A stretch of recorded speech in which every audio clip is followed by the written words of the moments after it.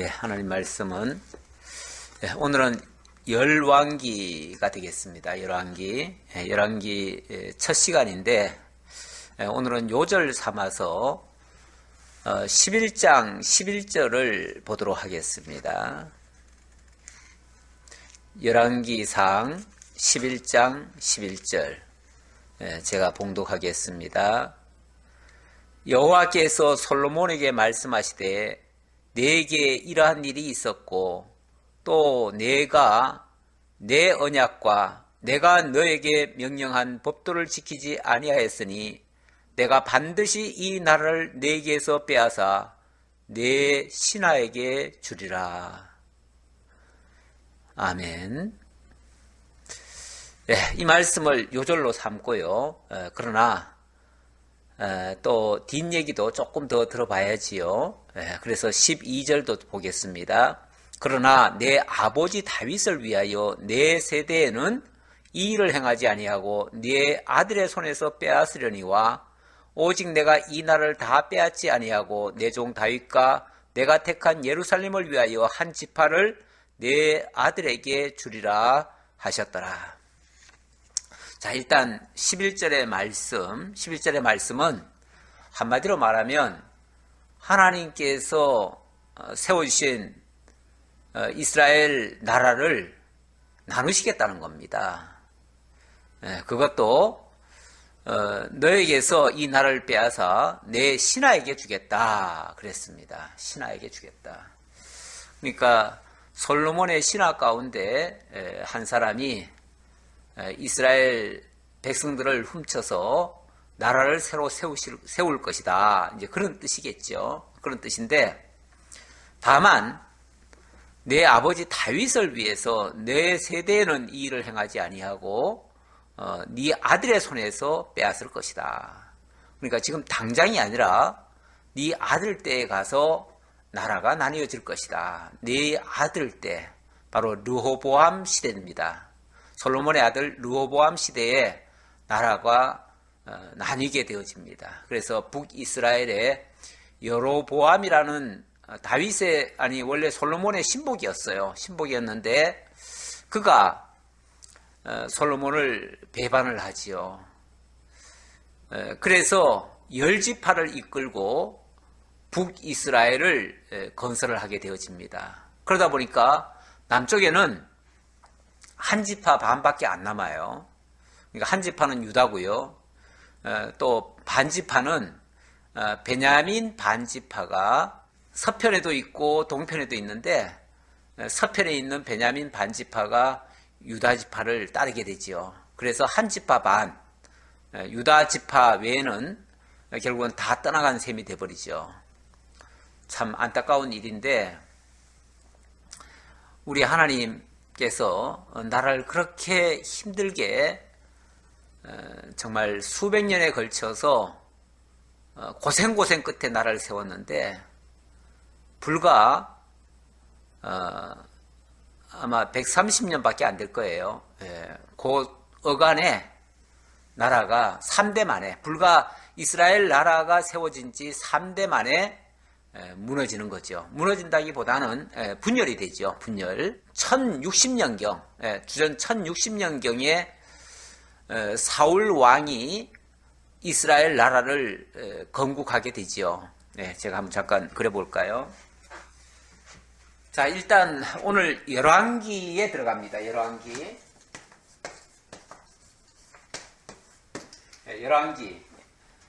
열왕기라는 말은 원래 멜레킴이라고 되어 있는데요. 그 히브리어로 원래 이 말라크가 왕이라는 뜻입니다. 왕인데 왕의 이제 복수거든요. 그러니까 왕들이죠. 왕들의 열전이다 그런 뜻이에요. 왕들에 대한 이야기다. 그게 이제 열왕기예요. 그래서 여기에 수많은 왕들이 나옵니다.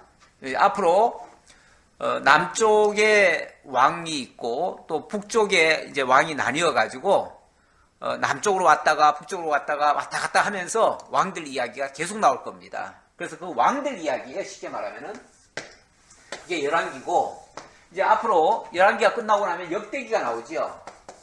역대기는 요거는 이제 왕들이 아니라 이건 그 나라에 대한 이야기입니다. 나라. 그러니까 이스라엘 나라에 대한. 그러니까 뭐 어찌 보면 중복돼요. 중복되기는 한데 어차피 그 나라를 얘기하려도 왕들 이야기가 나오고요. 또 왕들 이야기하려도 나라 이야기가 나오지요. 그래서 중복은 되는데 다만 어디다가 초점이 맞춰지느냐에 따라서 열왕기가 될 수도 있고 역대기가 될 수도 있어요. 그래서 이런 어떤 차이가 있고요. 어쨌든 열왕기는 이 왕들을 기준으로 해서 기록이 됐는데 그 왕들에 대해서 사실은 우호적으로 기록이 안 돼 있습니다. 굉장히 어찌 보면 좀 비판적으로 기록이 됐는데 이것을 기록한 저자가 학자들에 의하면은 예레미야라고 봅니다. 예레미야로 보는 사람도 있고 예레미야는 아니지만 또 아니면은 예레미야와 또 다른 선지자, 어쨌든 선지자가 기록을 했다 이렇게 봅니다. 선지자. 원래 선지자들은 왕을 향해서도 아주 혹독한 말을 합니다. 선지자가 뭐 이렇게 비유 맞춰 줘가면서 왕이라고 해가지고 그 권세 앞에 굴복하고 거기에 굽신굽신거리면서 신하로서 이렇게 말을 하는 게 아니고요. 보통 이 선지자들은 왕에게 직언을 합니다. 그럴 수밖에 없는 게 선지자는 자기의 지혜를 가지고 얘기를 하는 게 아니거든요. 자기 생각을 얘기하는 사람이 아니에요.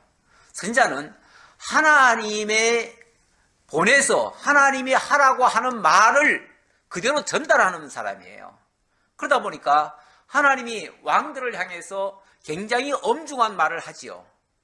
그러면 그 말을 선지자 입장에서는 가감 없이 해야 돼요. 거기다 보태도 안 되고요. 마사지를 해도 안 돼요. 그러니까 어떻게 변형을 해서는 안 되고 있는 그대로 얘기를 해야 되기 때문에 때때로는 아주 직설적으로 얘기를 합니다.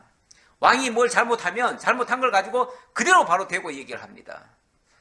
대표적으로 보면 그 나단 선지자가 다윗을 향해서 다윗이 밧세바를 취하고 그 범죄를 저질렀을 때 쭉 무슨 얘기를 하죠. 얘기하다가 그런 사람은 아주 당장 죽일 놈이다 그러니까 당신이 바로 그 사람이요 이렇게 얘기하죠. 그 자리에서 당신이 그 사람이요. 아무리 왕이 무섭지만은 왕 앞에서 정말 목숨 걸고 충원을 할 수 있는 사람이 선지자입니다. 이 선지자적 시각으로 기록이 돼 있어요. 열왕기가. 그러다 보니까 뭐 다윗도 어찌 보면 좀 잘못된 부분이 있었을 테고 그 다음 왕 이 솔로몬이 또 잘못하는 부분이 또 있습니다.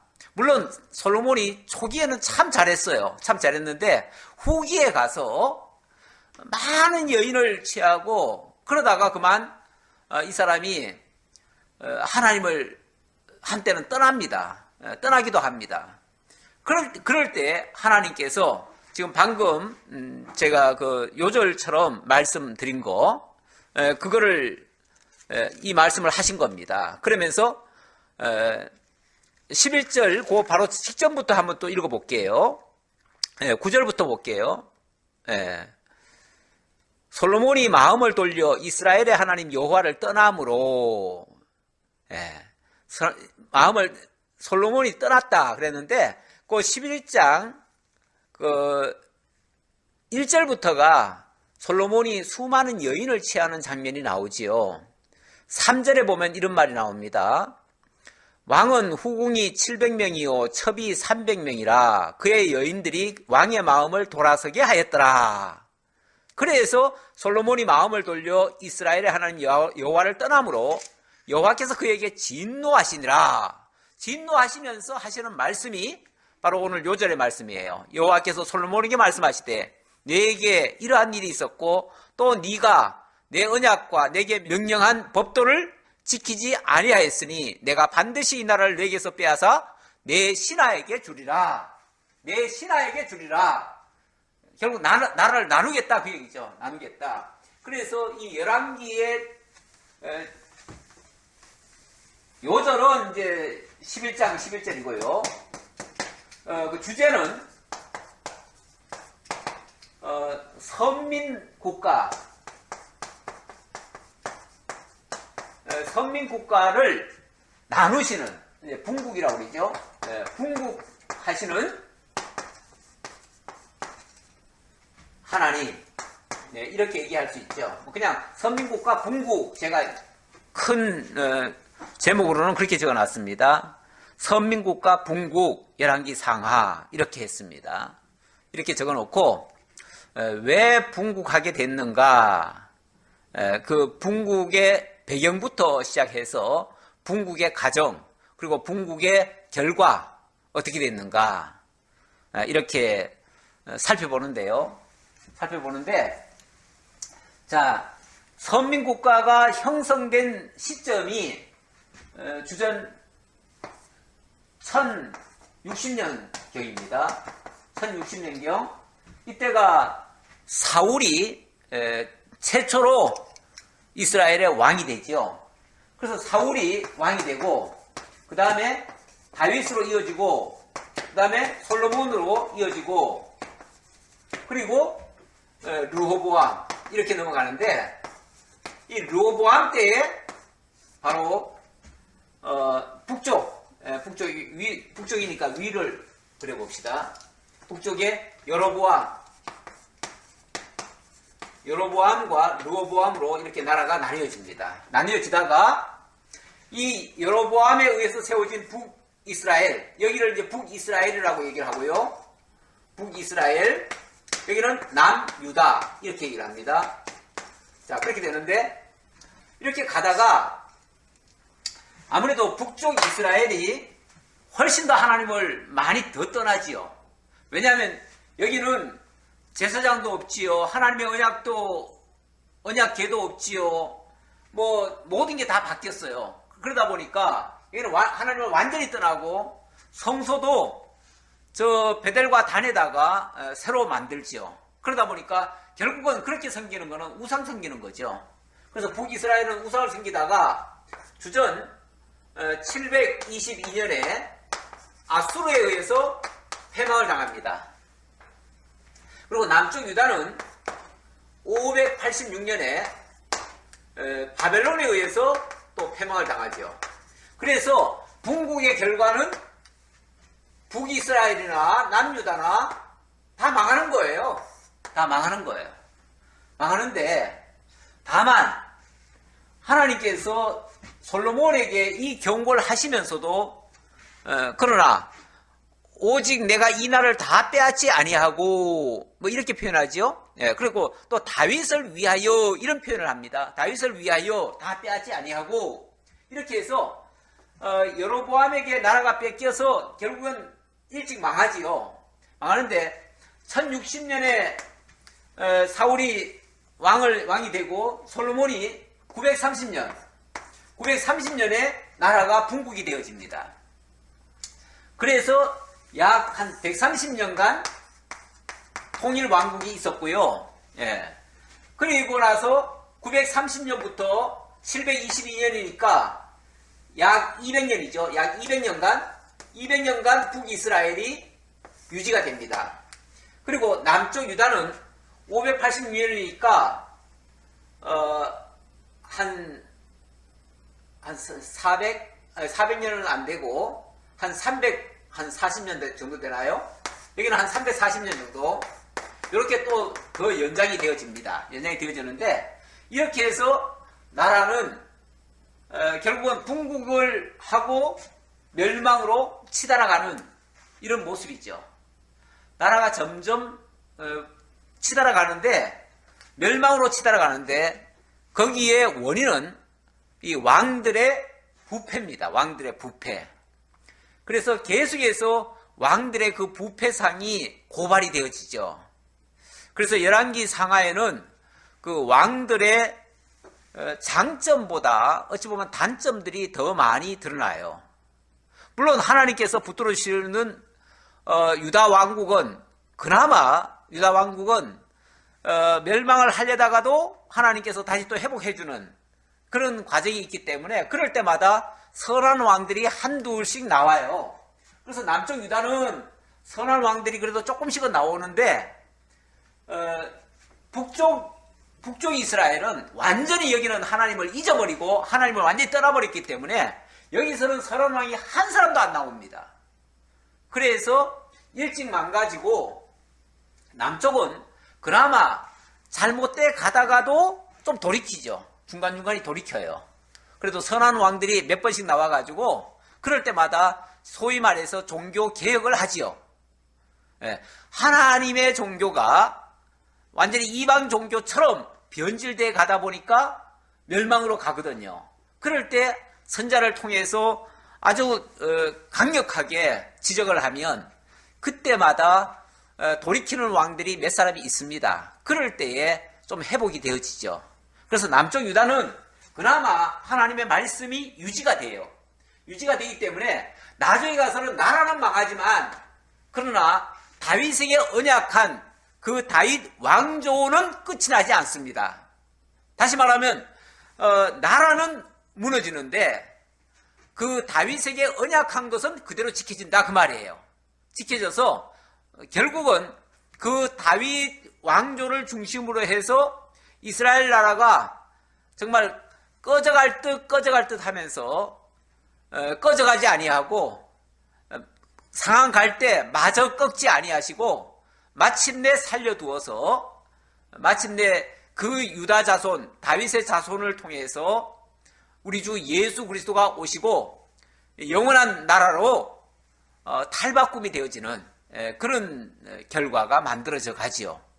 이거는 물론 아주 장기적으로 봐야 되는데 어쨌든 열왕기 상하에서는 세워진 나라가 3대 만에 남북으로 나뉘어지는 내용, 그리고 그 나라들이 마침내 열왕기 하에 가면은 북쪽 이스라엘은 아수르에 의해서 멸망당하고 남쪽 유다는 바벨론에 의해서 멸망당하는 그런 내용까지를 소개하고 있다.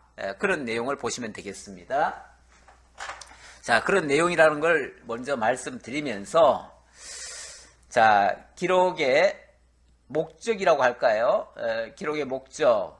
이거는 하나님께서 일찍이 그 나라 언약과 또 의 언약을 아브라함에게 주셨는데 그 언약이 이스라엘 나라를 통해서 이루어지게 하시는 그러한 섭리가 되겠습니다. 그렇게 하려니까 나라도 세우기도 해야 되지만 그 나라가 또 거룩하게 의롭게 바뀌어져 가야 되기 때문에 바뀌어가는, 다시 말하면 거룩하게 만드시는 섭리 중에 뭐가 있냐면 바벨론으로 포로 잡혀가고 이런 과정이 있습니다. 이게 이제 어찌 보면 연단의 풀무불이죠. 연단의 풀무불. 풀무불 속에 집어넣어가지고 연단하는 거예요. 원래 이제 황금을 원래 산에서 금을 캐면 그 금이 불순물이 굉장히 많습니다. 그래서 그것이 순수한 금이 될 수가 없어요. 그러면은 그 금을 어떻게 순금을 만드느냐? 풀무불 속에 집어넣어야 돼요. 그래서 뭐 24번 들어갔다 나와야 24금이 된다. 옛날에는 기술이 아마 그랬었던 것 같아요. 요즘은 뭐 아마 재련 방식이 또 다르겠지만은 그래서 24금이다 이렇게 얘기를 한다는 말이 있는데 그건 정설인지는 모르겠습니다만은 어쨌든 한두 번 풀무불에 들어가서 정금이 되지 않습니다. 그래서 수많은 그 연단을 거듭 거쳐야 되는데 어찌 보면 이스라엘의 모습이 하나님의 의 언약을 이루려니까 의 언약을 이루기 위해서 수많은 그 연단의 풀무불 속에 들어갔다 나오는 그런 장면이 나오죠. 그래서 열왕기에서는 바벨론에 멸망당하는 것까지 나오지만은 그 이후에 가보면은 에스라, 느헤미야, 에스더서가 그 포로기에 하나님의 보호하심 아닙니까? 그리고 마침내 다시 돌아오게 하시는 건 얘기 아닙니까? 돌아와서 다시 하나님을 폐허 위에서 솔로몬 성전은 무너졌지만 스룹바벨 성전을 세우시고 다시 하나님께서 제사를 받으시는, 그래서 육적으로는 망했지만 영적으로는 더 승하는 그런 모습으로 이제 바뀌어져 가죠. 이게 이제 거룩하게 하시는 하나님의 섭리 방식이에요. 자, 이런 내용을 이제 소개하는 내용인데요. 자, 어쨌든 이제 내용의 개요를 조금 설명드리자면 1장 왕상 1장부터 11장까지는 이 나라가 나뉘어지게 되는 그 분국의 배경이 되겠습니다. 배경이 되겠고, 그 다음에 왕상 12장부터 왕하 8장 15절까지는 여기서는 분국되어지는 과정, 그 과정 이야기가 나오고요. 그 다음에 왕하 8장 16절부터 25장까지 끝까지는 그렇게 해서 분국이 되어져서 어떤 그 왕들이 나오고 그 왕들이 어떤 일을 하고 그 결과는 어떻게 되는가. 뭐 결과는 결국은 다 패망이죠. 패망이에요. 원래 분국이라고 하는 거, 분열이라고 하는 거는요, 패망으로 가는 지름길입니다. 그렇게 되어지는, 물론 그 결과적으로는 또 하나님이 그것까지 합력해서 선을 이루시기는 하지만은, 그러나 그 분열의 과정은 굉장히 뼈아픈 일입니다. 그 과정에서 수많은 사람들이 죽고요, 또 나라가 어려움을 당하고요, 이런 일들이 발생이 되어집니다. 그런데 하나님께서는 그 가운데서도 놀랍게 정말 꺼져가는 등불 마저 끄지 아니하시고 상한 갈 때 마저 꺾지 아니하시는 이런 하나님의 은혜의 역사, 사랑의 섭리가 다윗 왕조에게 주어지죠. 그래서 그 다윗의 자손들을 보호하시고 그 다윗을 중심으로 해서 근근히 그 생명력을 유지하다가 마침내 예수 그리스도를 통해서 새로운 생명의 역사가 엄청난 하나님의 나라를 만들어가는 원동력이 되어지죠. 자, 이렇게 하시는 내용, 자, 이제 살펴보도록 하겠습니다. 자, 일단은 1장부터 11장까지 여기서는 분국의 배경을 설명드리겠습니다. 분국의 배경을 설명드리겠는데, 사실은 이렇게 나라가 세워진 다음에 다시 분국되는 것도 어찌 보면 신명기에서 하나님이 다 예고해 놨어요. 예고해 놔서 결국은 이루어지는 거기 때문에 이게 뭐 단순히 사람이 잘못했기 때문에 이렇게 된 거다. 물론 표면적으로 보면 그런 게 맞는데 결과적으로는 그렇게 돼야만 되는 거예요. 또 돼야만 되는 거예요.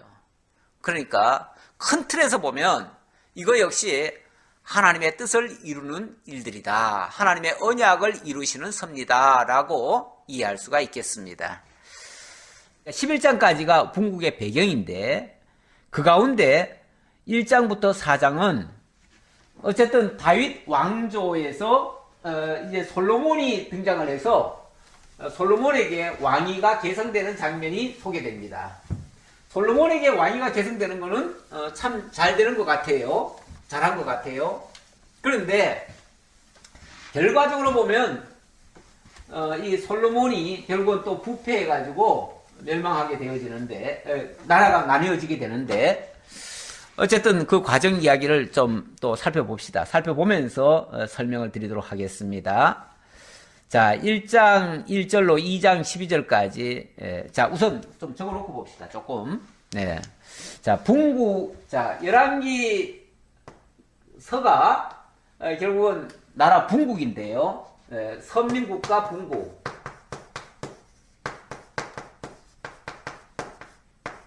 분국 이야기인데, 자, 일단은, 예. 분국의 배경.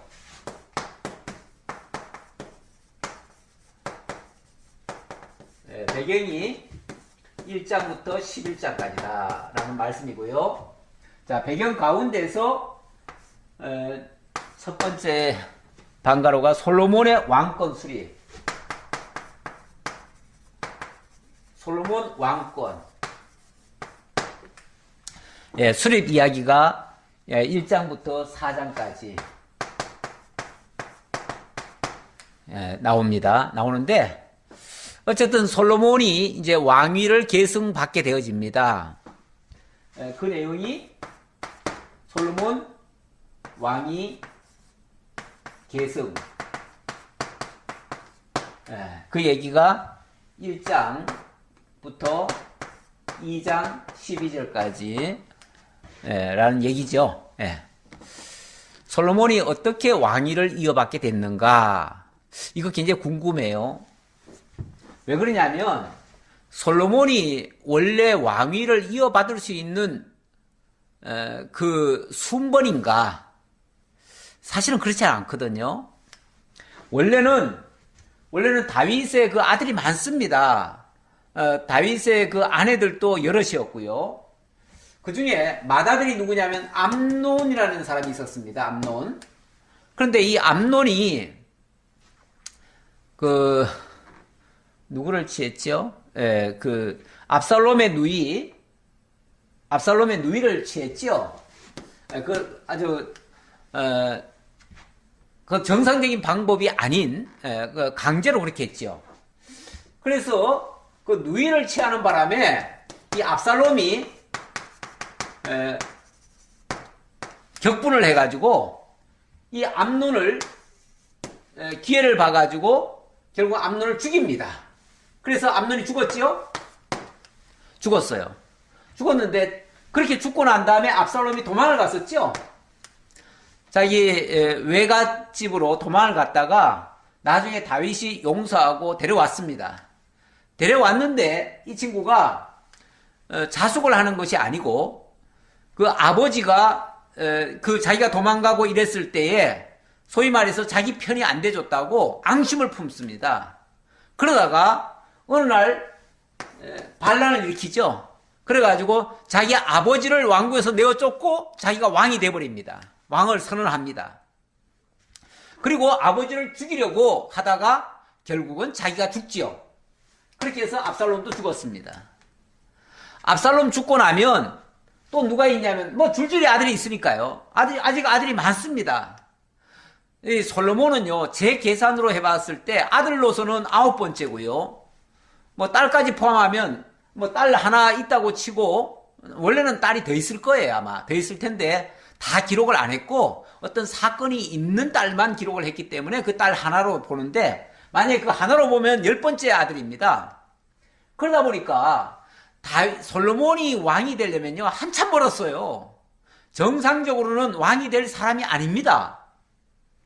또 그 다음에 누가 있었냐면 아도니아라는 사람이 있었어요. 예, 오늘 이제 아도니아 이야기가 나오는데 이 아도니아라는 사람이 암논도 죽었고 압살롬이 죽었으니까 아도니아가 소위 말해서 이제 1순위가 되는 거예요. 차기 권력 1순위자가 되는 거예요.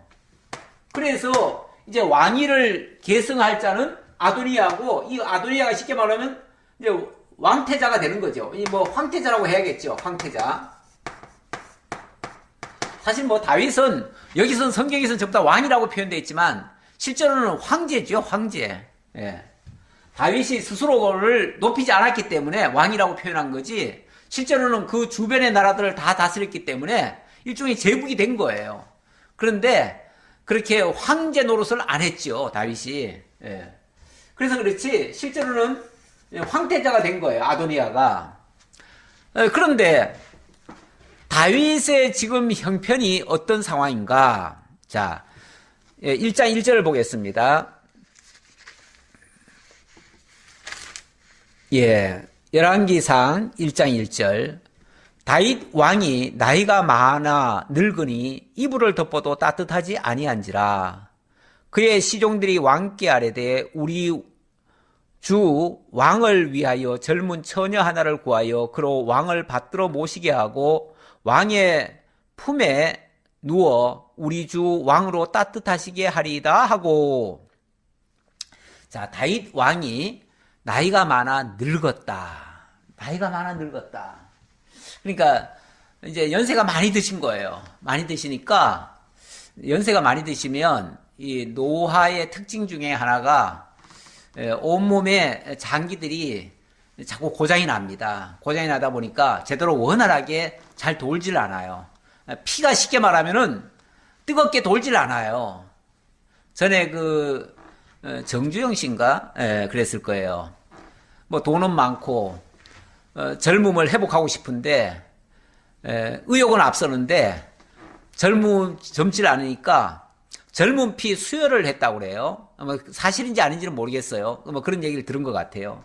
젊은 피를 수혈하면, 젊은 사람 뜨거운 그 피가 돌아가면은 몸이 따뜻해지겠죠. 그런데, 만약에 옛날에는 그런 것도 못했잖아요. 못하니까, 피가 이게 제대로 원활하게 돌질 않으니까 점점점 온도도 떨어지고 몸이 차가워지는 거예요. 몸이 차가워지면요. 사실 모든 장기가요. 몸에서 1도만 떨어져도 장기들이 제대로 활동을 못 합니다. 그러다가 결국은 모든 게 다 고장이 나죠. 고장이 나서 결국은 죽음에 이르게 되지요. 그래서 다윗이 지금 나이가 많아서 이불을 덮어도 따뜻하지 않았다. 몸이 너무너무 찼다 그 말이죠. 몸이 차면요. 막 여기저기가 다 고장이 나서 아프기도 하고 진짜 몸이 너무 찬 사람들은요. 뭐 이렇게 몸에 어디에 살짝 건들리기만 해도 막 아프다고 그렇게 호소를 합니다. 그만큼 고장들이 나서 그래요. 네. 자, 다윗도 이것 때문에 고생을 얼마나 심하게 했는지 그래서 신하들이 어떻게 하면은 다윗 왕의 그 몸을 좀 더 따뜻하게 해드릴 수 있을까? 이거를 이제 궁리하지요. 그 신하들은 항상 그걸 궁리합니다. 궁리하다 보니까 옛날 방식으로는 할 수 있는 방식이 젊은 피를 좀 수혈했으면 좋겠는데 그거는 안 되겠고, 그러니까 아주 젊은 여자를 하나 데려다가 그 몸을 빌어서라도 좀 따뜻하게 해줘야 되겠다. 따뜻한 사람이 옆에서 이렇게 좀 안아준다든지 하면은 그 몸이 좀 따뜻해지죠. 예, 그런 거는 있지요. 있으니까 참 어떻게 이런 생각까지 할까 싶은데 어쨌든 뭐 옛날 방식으로는 최선의 방식이죠, 이게. 그래서 젊은 처녀 하나를 구하여 그로 왕을 받들어 모시게 하고 왕의 품에 누워 우리 주 왕으로 몸을 따뜻하시게 하리다. 이렇게 했다는 거예요. 그래서 이거를 계획에 올리고 그리고 실행에 옮겼습니다. 그래서 이스라엘 사방 영토 내에 아리따운 처녀를 구하던 중 수넴 여자 아비삭을 얻어 왕께 데려왔으니 이 처녀는 심히 아름다워 그가 왕을 받들어 시중 들었으나 왕이 잠자리는 같이 하지 아니하였더라. 원래는 다윗의 몸을 따뜻하게 해주려고 하는 거니까, 몸을 따뜻하게 해주려면 사실은 살이 맞대야 몸이 따뜻해지죠. 그러면 당연히 다윗 곁에서 잠자리도 같이 해야 맞아요. 맞는데 다윗은 그렇게 되면은 진짜 그 젊은 처녀를 망치는 셈이 되는 거죠. 그러니까 이 다윗은 그것까지는 못하겠다. 그렇게 해서는 안 되겠다 해가지고 일단 시중을 들고 뭐 몸을 좀 따뜻하게 하는 어떤 방법을 최대한 그 처녀로 하여금 일어나게 했지만은 그러나 실제로 잠자리는 하지 않았다. 자, 여기까지.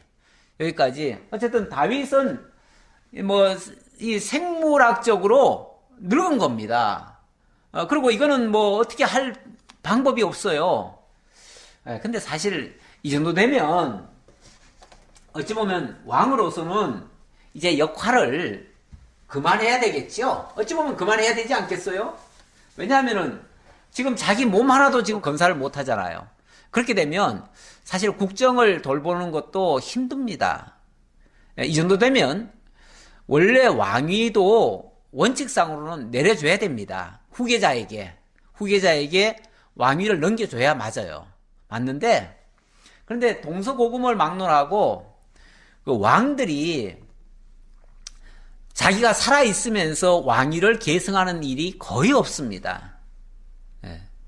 끝까지 욕심을 내지요. 끝까지 욕심을 내고 내가 아니면 나라가 망할 것처럼 생각을 하고 그래서 내가 정말 밥 먹을 힘만 있어도 내가 왕위를 유지하겠다. 이런 생각으로 끝끝내 죽는 날까지 왕위에 머물러 있다가 죽고 나면 그제서야 아들에게 왕위를 물려주는 예가 많아요. 근데 이거는 사실은 바람직하지 않은 것 같아요. 좀 총기가 있고 좀 힘이 있고 뭔가 약간의 컨트롤이 가능할 때, 그럴 때 후계자를 세우면은 후계자가 혹시라도 좀 잘못되면은 약간 바로 잡아줄 수도 있고 뭔가 좀 훈련을 시킬 수 있잖아요. 그래가지고 교육도 좀 시키고 이렇게 해서 정말 안정적인 그 권력이 승계가 되면은 그러면 그 다음 대도 튼튼하게 되겠죠.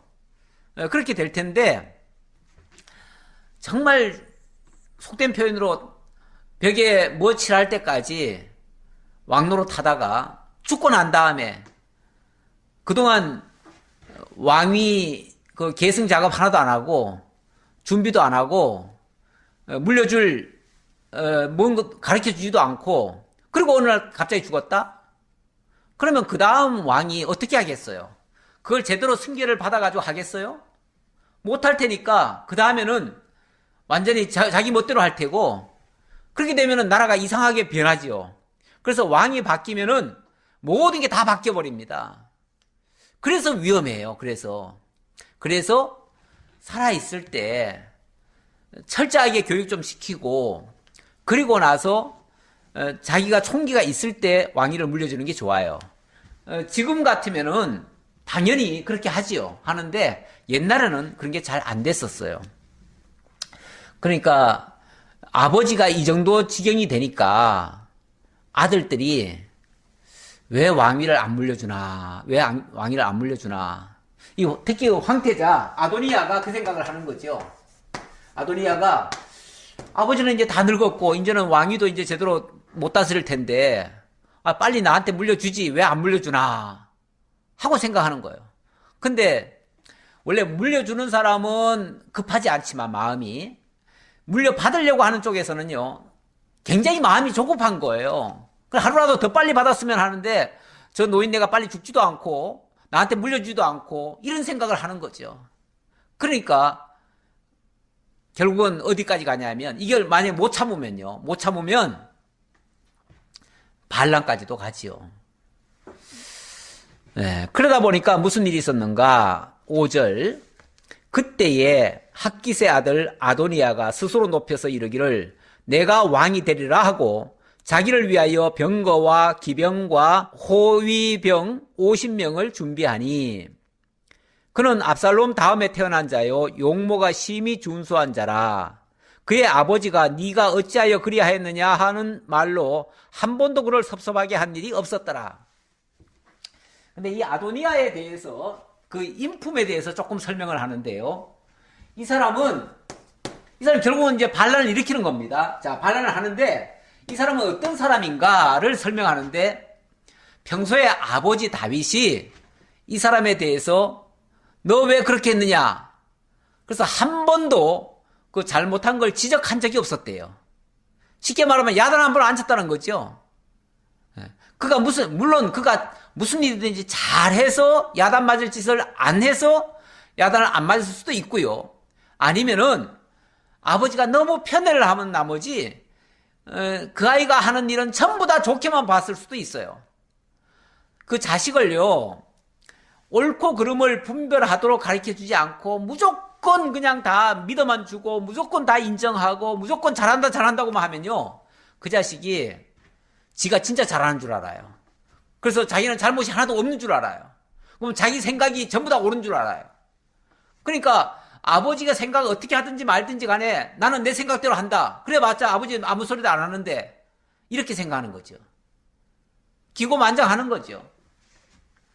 그러다 보니까 이 아도니아가 결국은 아버지가 왜 빨리 안 물려줘?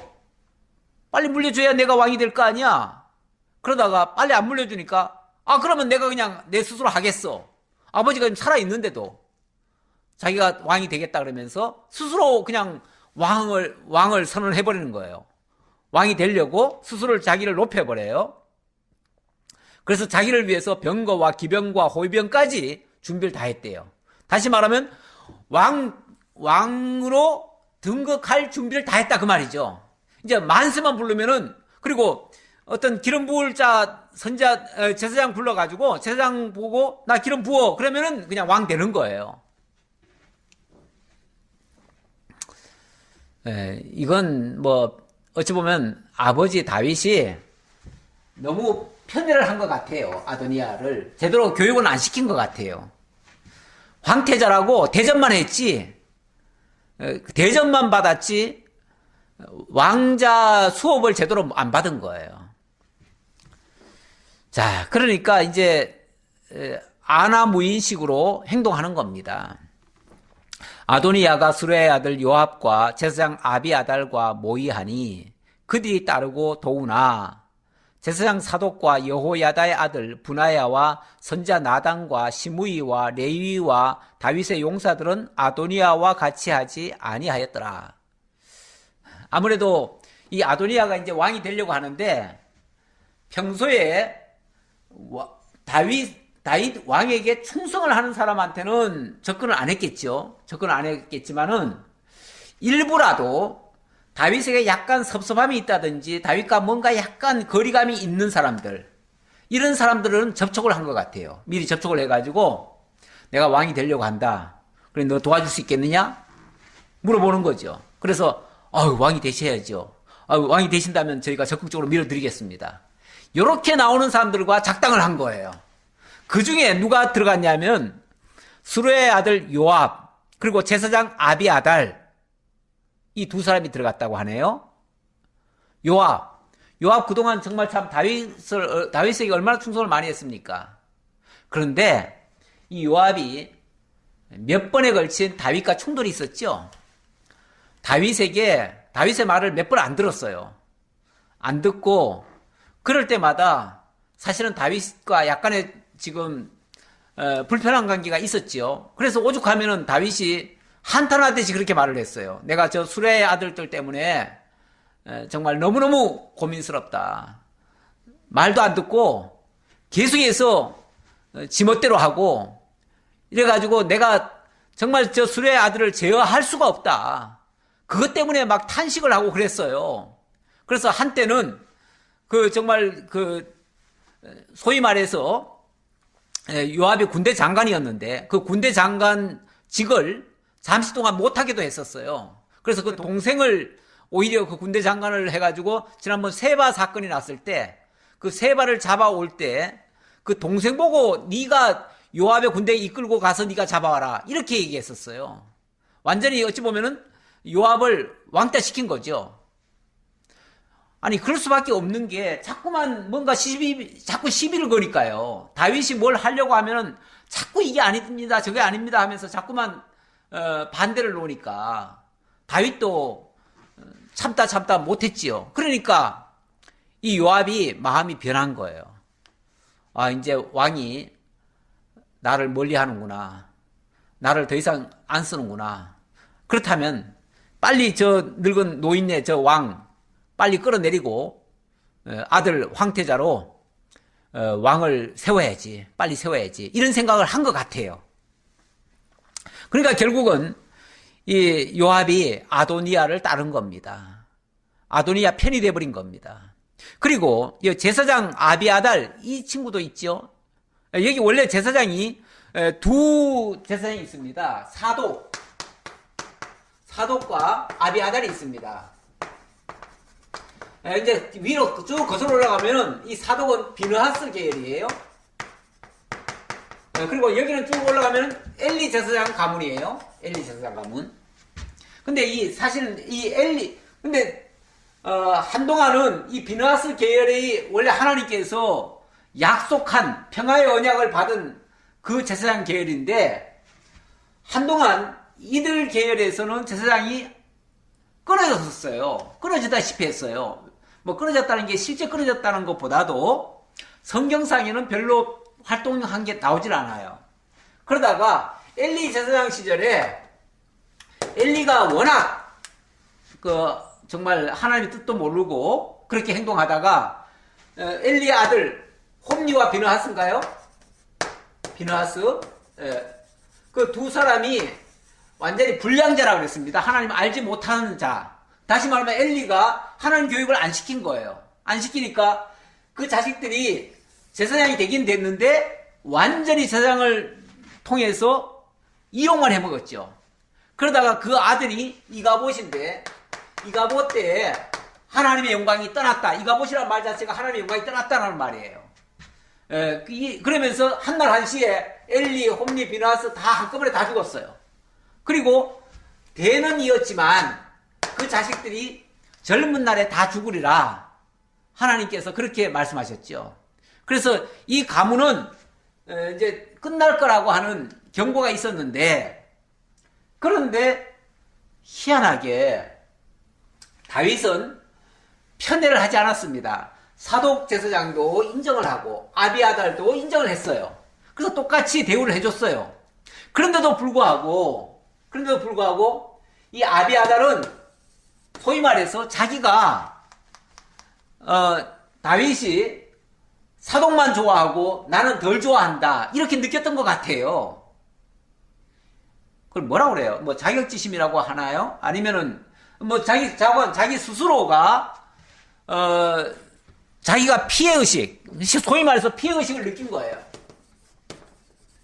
자, 피해의식을 느끼다 보니까 은근히 사독과는 경쟁관계가 되고요. 경쟁관계가 되는데 사독은 늘 인정을 받는 것 같고 자기는 늘 피해를 당하는 것 같고 자격지심에 의해서 그러다 보니까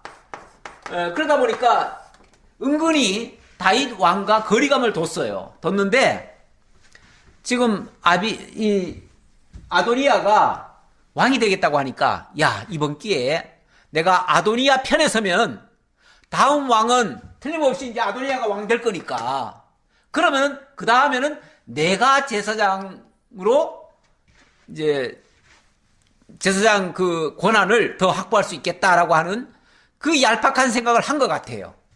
그래서 쉽게 말하면 이 반역에 합세를 한 거예요. 결국은 아도니아 밑에 그러니까 요압과 아비아달 이렇게가 결국 아도니아 편이 돼버린 거예요. 이게 이제 소위 말해서 당을 지은 거죠. 당을 지은 거예요. 당을 지었어요. 그러니까 아도니아 입장에서는 천군만마를 얻은 것 같죠. 왜냐하면 이 요압이 누굽니까? 요압이 그 당대의 가장 훌륭한 장군 아닙니까? 또 그런 사람이 자기 편이 되어주고 또 아비아달 어쨌든 정식 제사장인데 제사장이 내 편이 되어주면 그러면 자기 왕 될 수 있다 이렇게 믿은 거죠. 제사장이 기름 부어주면 왕 되잖아요. 그래서 자기는 이제 왕 될 수 있다, 합법적으로 왕 될 수 있다 이렇게 믿고 이 음모를 이제 펼쳐가는 거예요. 펼쳐가는데 여기에 이제 그 다음에 나오는 뭐 사독 그 다음에 나단, 시므이 뭐 이런 사람들 쭉 얘기가 나오는데 저 사람들은 안 돼. 저 사람들은 알리지 말자. 그리고 자기네들끼리 했다는 거예요. 그렇게. 자, 그리고 9절 드디어 실행에 옮깁니다. 아도니아가 엔로겔 근방 소엘렛 바위 곁에서 양과 소와 살찐 송아지를 잡고 왕자 곧 자기의 모든 동생과 왕의 신하된 모든 사람을 다 청하였으나 선자 나단과 브나야와 용사들과 자기 동생 솔로몬은 청하지 아니하였더라. 이 왕자들도 또 여러 왕자들이 있는데 아도니아가 일단 자기가 왕이 되려고 어느 장소로 다 모이라고 했습니다. 모이는데 거기에 초청장을 보내는데 자기 편 안 들어줄 만한 사람들은 다 제외하고 자기 말이면은 어쨌든 순복할 사람들, 그 사람들 다 불렀습니다. 근데 왕자들 가운데 다른 왕자들은 다 불렀는데 솔로몬만 안 불렀답니다. 왜요? 솔로몬은 아무래도 내 편이 안 될 것 같다라는 생각이 들었겠지요.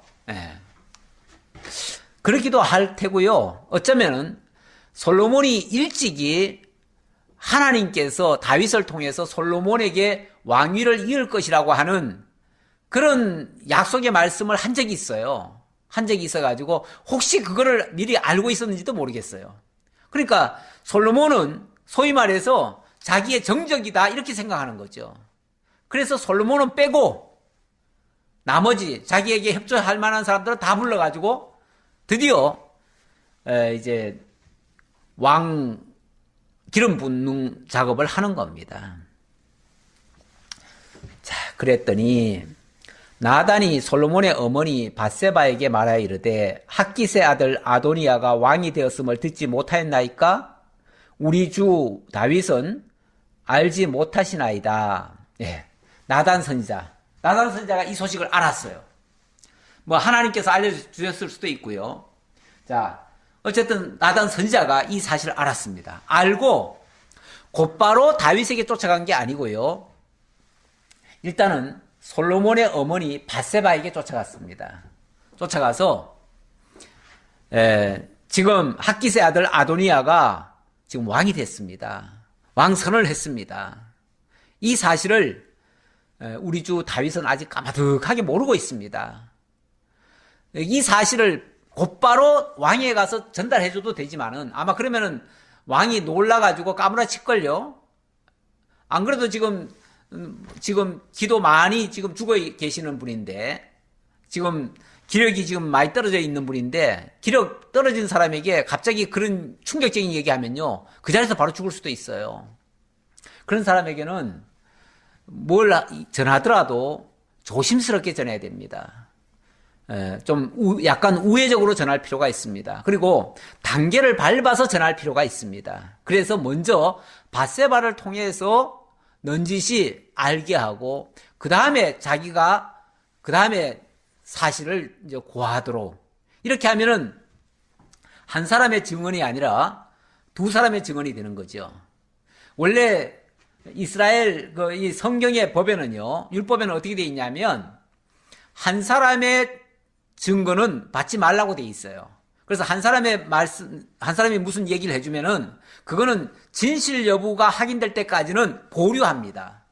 그런데 만약에 두 사람이나 세 사람의 증인이 있으면 그 말은 진실로 받아들입니다. 그래서 무엇을 보고할 때도 먼저 선행되는 보고가 있고 그 다음에 또 다른 증인이 보고를 하면 이거는 확실한 보고가 되는 거죠. 그래서 어쩌면 이것까지 감안을 해서 먼저 밧세바에게 보고를 하게 하고 자기가 뒤따라가서 보고를 하려고 하는 이런 책략을 쓰는 것 같아요. 예.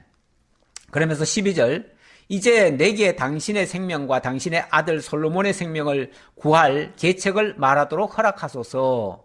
당신은 다윗 왕 앞에 들어가서 아뢰기를 내 주 왕이여 전에 왕이 여종에게 맹세하여 이르시기를 내 아들 솔로몬이 반드시 나를 이어 왕이 되어 내 왕위에 앉으리라 하지 아니하셨나이까. 그런데 아도니아가 무슨 이유로 왕이 되었나이까 하소서. 예. 이제 밧세바한테 그렇게 얘기하라는 거예요. 다윗 왕에게 가가지고 전에 왕께서 제 아들 다윗이 내 다음에 대를 이어서 왕이 될 거다라고 말씀하지 않았습니까? 그걸 한번 상기시켜 주라는 거죠. 어쩌면 다윗은 지금 까마득하게 잊고 있을지도 몰라요. 근데 어쨌든 그걸 일러줌으로 해서 다시 기억은 할 수 있죠. 예. 기억을 일단 하게 해줘라. 그래 놓고 그런데 왜 무슨 이유로 아도니아가 왕이 됐습니까? 예. 이렇게 딱 얘기를 하면 다윗이 무슨 소리야? 이렇게 나오겠죠. 아도니아가 왕이 되다니 그게 무슨 소리야? 아도니아가 왕이 됐습니다. 왕이여 큰일 났습니다. 이렇게 말하는 게 아니고 차분하게 얘기하라는 거예요. 예. 솔로몬이 왕이 될 것이라고 전에 왕께서 제게 말씀하지 않았습니까? 그런데 왜 아도니아가 왕이 됐습니까? 이렇게 얘기하라는 거예요. 그러면은 다윗이 충격을 좀 덜 받죠. 덜 받으면서도 정확히 사태 파악이 되지요. 그러면서 무슨 소리야? 아도니아가 왕이 되다니 언제 왕이 됐다는 거야? 이렇게 얘기하겠죠. 그럴 때 제가 들어가서 자초지종을 다 설명하겠습니다. 이렇게 얘기하는 거죠.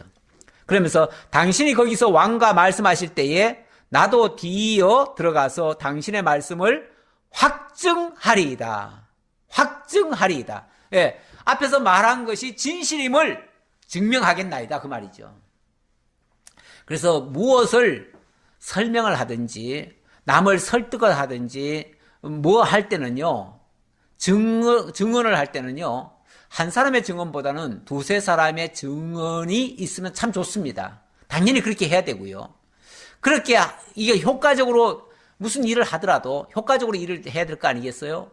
그러려면 이런 방식으로 하는 것이 좋다. 이게 어찌 보면 나단의 참 지혜이기도 한데 나단 개인의 지금 얄팍한 수가 아니고 하나님이 주신 지혜지요. 하나님이 알게 해준 그 방식이죠.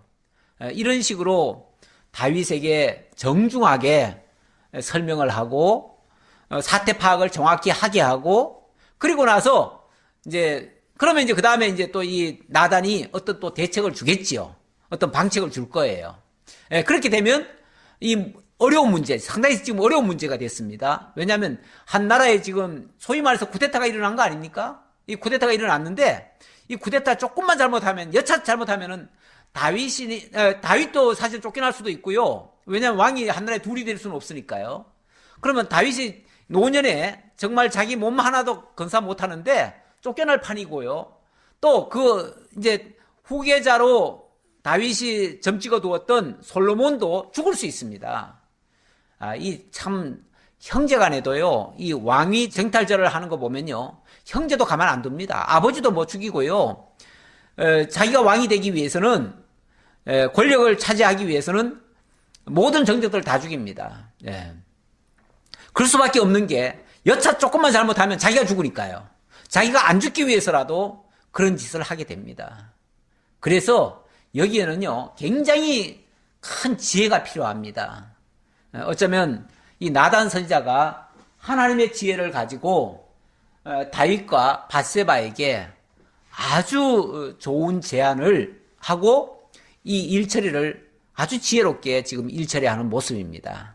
이렇게 해서 솔로몬에게 왕위가 이어질 수 있도록 이미 쿠데타가 일어났지만 그 잘못된 거니까 그거는 이제 바로 잡으면 되죠. 바로 잡을 수 있도록 어떤 또 지혜가 나올 거예요. 그거는 장면은 다음에 보기로 하고 어쨌든 오늘은 이렇게 서론과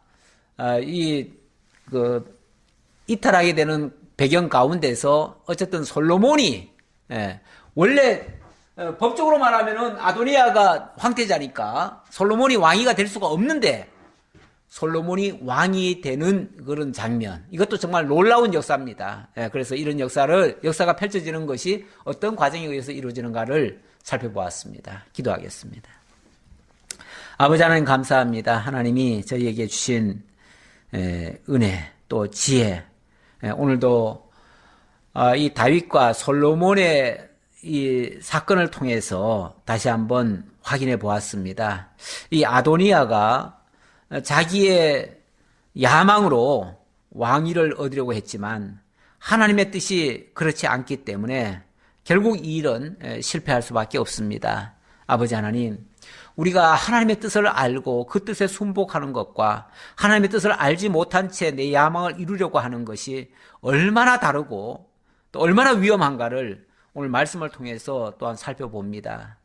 우리가 늘 하나님의 뜻을 알고 그 뜻에 순복할 줄 아는 참 지혜자가 될지언정 미련하고 어리석은 또 생각을 하거나 행동을 하는 그런 자들이 되지 않도록 늘 저희들의 마음과 또 입술과 모든 행동들을 지켜 주옵소서. 다시 만날 때까지 하나님 지켜 주옵시길 간절히 바라옵고 예수님 이름으로 기도하옵나이다. 아멘.